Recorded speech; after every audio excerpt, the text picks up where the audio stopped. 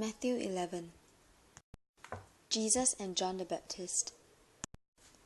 When Jesus had finished giving these instructions to his 12 disciples, he went out to teach and preach in towns throughout the region.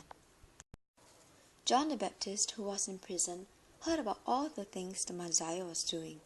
So he sent his disciples to ask Jesus, "Are you the Messiah we've been expecting, or should we keep looking for someone else?" Jesus told them, "Go back to John and tell him what you have heard and seen.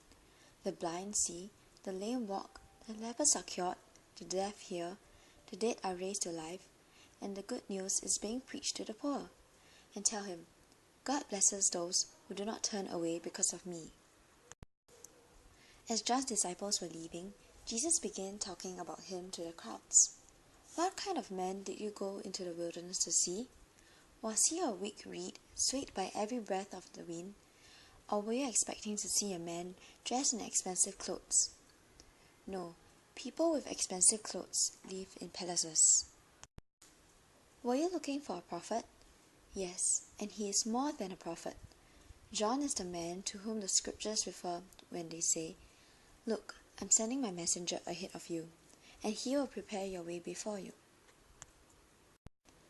I tell you the truth, of all who have ever lived, none is greater than John the Baptist.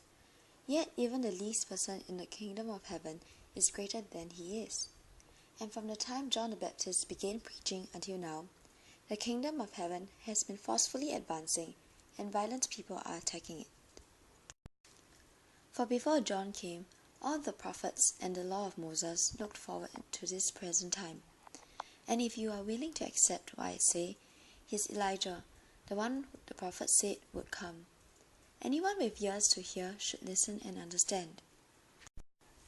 To what can I compare this generation? It is like children playing a game in the public square. They complain to their friends, 'We played wedding songs and you didn't dance. So we played funeral songs and you didn't mourn.' For John didn't spend his time eating and drinking, and you say, 'He's possessed by a demon.' The Son of Man, on the other hand, feasts and drinks, and you say, 'He's a glutton and a drunkard, and a friend of tax collectors and other sinners.' But wisdom is shown to be right by its results. Judgment for the unbelievers. Then Jesus began to denounce the towns where he had done so many of his miracles, because they hadn't repented of their sins and turned to God. What sorrow awaits you, Chorazin and Bethsaida? For if the miracles I did in you had been done in wicked Tyre and Sidon, their people would have repented of their sins long ago, clothing themselves in burlap and throwing ashes on their heads to show their remorse. I tell you, Tyre and Sidon will be better off on Judgment Day than you. And you, people of Capernaum, will you be honored in heaven? No, you will go down to the place of the dead. For if the miracles I did for you had been done in wicked Sodom, it would still be here today. I tell you, even Sodom will be better off on Judgment Day than you."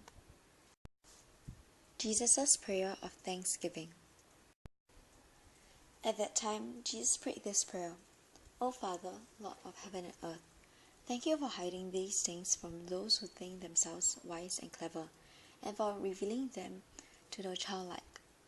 Yes, Father, it pleased you to do it this way. My Father has entrusted everything to me. No one truly knows the Son except the Father, and no one truly knows the Father except the Son and those whom the Son chooses to reveal him." Then Jesus said, "Come to me, all of you who are weary and carry heavy burdens, and I will give you rest. Take my yoke upon you. Let me teach you, because I'm humble and gentle at heart, and you will find rest for your souls. For my yoke is easy to bear, and the burden I give you is light."